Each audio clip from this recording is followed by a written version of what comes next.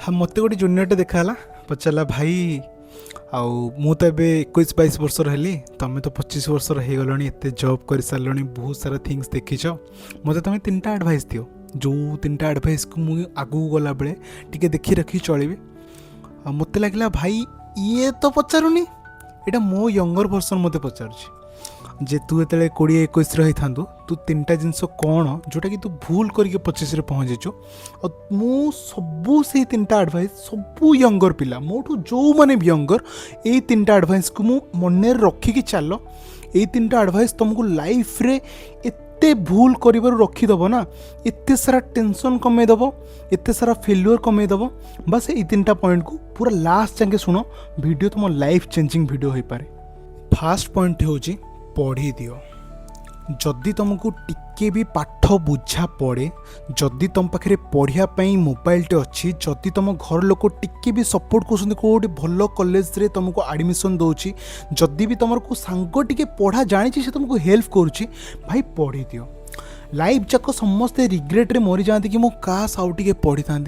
काश मोर ये जॉब लगी था काश मु आउ टिके निजको टाइम दे था निजको इम्प्रूव कर था यहाँ बहुत सारा फेल्युअर पर से रियलाइज करती दुनिया इंपोर्टेंट नथिला मो पढ़ा मु इम्पोर्टेंट थी जब तुम द्वारा पढ़ा होनी डिफरेंट केस तुम से डिसाइड कर तुम कौन कर जदि तुम द्वारा पढ़ा होची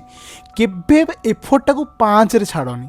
तुम जाच 10 रु तुम 8 लगे पार 9 लगे पार लगे दियो एबे ही लगे दियो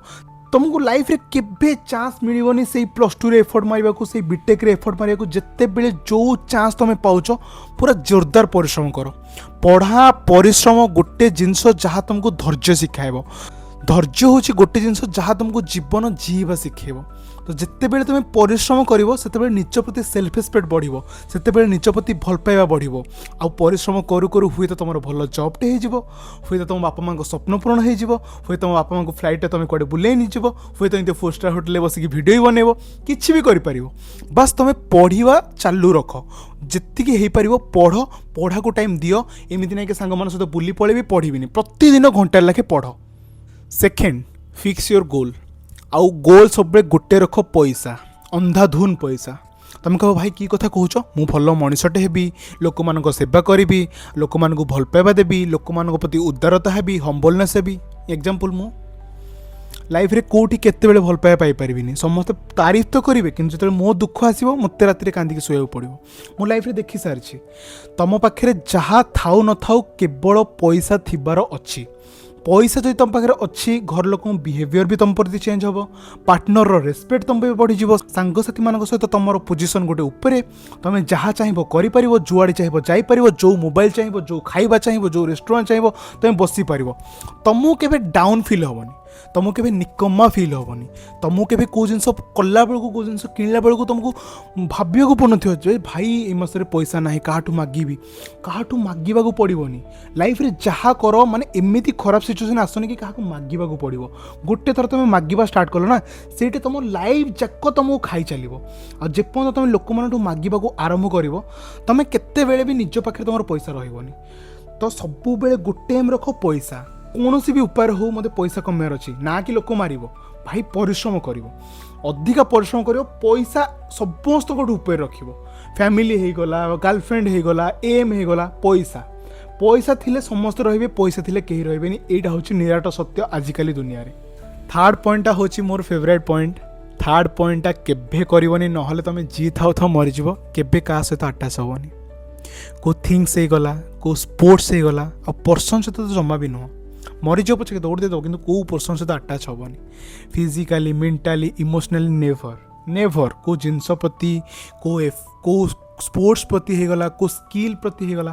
तुम्हें जानना लाइफ रे कौन हम लाइफ इज अनएक्सपेक्टेड लाइफ जब गोटे स्क्रिप्ट भाया लिखाई था कि यही रोल पर यही रोल हम यही सीन पर यही सीन हम ताले लाइफ समस्ते बढ़िया से जी दिखते लाइफ हूँ लाइफ अनएक्सपेक्टेड लाइफ रे कौ जिनसा हम तुम्हें भी जान कहीं भी जानना लाइफ रे किसी भी हो पारे कि जब तुम गोटे जिन प्रति अटैच हो जाइछ पूरा ये ना मुझे बंची पारिनी ये जब साथ नदेव मुझे रही पारिनी तुम मरीज से पिलाटी पलैब तुम्हें पूरा एका ही बंच तुम पाखे सबू थी बापा माँ थे सक्सेस थी फेम थी पैसा थी तुम पाखे ईच एंड एवरीथिंग थी सांग मैंने थे तथापि तुम जो अटैचमेंट थिला तुम मनटा से ଆଉ ଯଦି ତୁମ ମନଟା ସେଇଠି ଥିବ ତୁମ ପାଖରେ ଏଇ ସବୁ ବି ତୁମକୁ ତୁଚ୍ଛ ଫିଲ୍ ହେବେ। ଯେଉଁ ଭିତରର ଯେଉଁ ଅକେଲାପଣଟା ରହିଯିବ ନା ସେଇଟାକୁ କେହି କଭର କରିପାରିବେନି। ଆଉ ମୋର ଜଣେ ଦିଦି କୁହନ୍ତି ଯେ ପର୍ଯ୍ୟନ୍ତ ତୁମେ ବାହା ହେଇନ ସେଇଟା ରିଲେସନସିପ୍ ନୁହଁ। ତ ବାହା ହେଇ ସାରିଲା ପରେ ହିଁ ଆକ୍ଚୁଆଲି ରିଲେସନସିପ୍ ଷ୍ଟାର୍ଟ ହୁଏ। ବାହା ହେଲା ପୂର୍ବରୁ ଯଦି ତୁମେ କେଉଁ ପର୍ସନ୍ ସହିତ ଆଟାଚ୍ ହେଇଗଲ ଫିଜିକାଲି ତ ଜମା ହେବନି ଭାଇ। ଲାଇଫ୍ର ସବୁଠୁ ବିଗେଷ୍ଟ ମିଷ୍ଟେକ୍ ତୁମେ କରୁଛ ଯଦି ବାହାଘର ପୂର୍ବରୁ କାହା ସହିତ ଫିଜିକାଲ୍ ହେଉଛ ତ କେବେ କାହା ସହିତ ଆଟାଚ୍ ହେବନି, କେବେ ନୁହଁ। ଏକଲା ହେଇଯିବ, ଏକଲା କାନ୍ଦିବ, ଏକଲା ନିଜ ଦୁଃଖ ନିଜକୁ ବାରବାର କହିବ, କୁଆଡ଼େ ବୁଲି ପଳେଇବ, କୁଆଡ଼େ ଗାଡ଼ି ରାଇଡ଼ିଂ କରିବାକୁ ପଳେଇବ, କୁଆଡ଼େ ଆଡ଼ଭେଞ୍ଚର କରିବାକୁ ପଳେଇବ, କିନ୍ତୁ କାହା ସହିତ କେବେ ଆଟାଚ୍ ହେବନି। କାହା ସହିତ କେବେ ପର୍ ଡେ ଲାଇଫ୍ର କାହାକୁ ପାର୍ଟ ବନେଇବନି। କୌଣସି ସ୍କିଲ୍ ହେଇଗଲା, କୌଣସି ପର୍ସନ୍ ହେଇଗଲା। ଏଇ ତିନିଟା ଆଡ଼ଭାଇସ୍ ମୁଁ ମୋ ଜୁନିୟର ସେଲ୍ଫକୁ ଦେବାକୁ ଚାହିଁବି, ମୁଁ ଜୁନିୟର ବିପ୍ଳବକୁ ଦେବାକୁ ଚାହିଁବି ଯେ ଲାଇଫ୍ରେ ଯାହା କର, ପାଠ ପଢ଼ିଦେ, ପଇସା କମେଇଦେ, କେବେ କାହା ସହିତ ଆଟାଚ୍ ହଅନି, ଆଉ ଯାହା କରିବାର ଅଛି କର, କିନ୍ତୁ ଏଇ ତିନିଟା ଜିନିଷକୁ ମନେ ରଖ।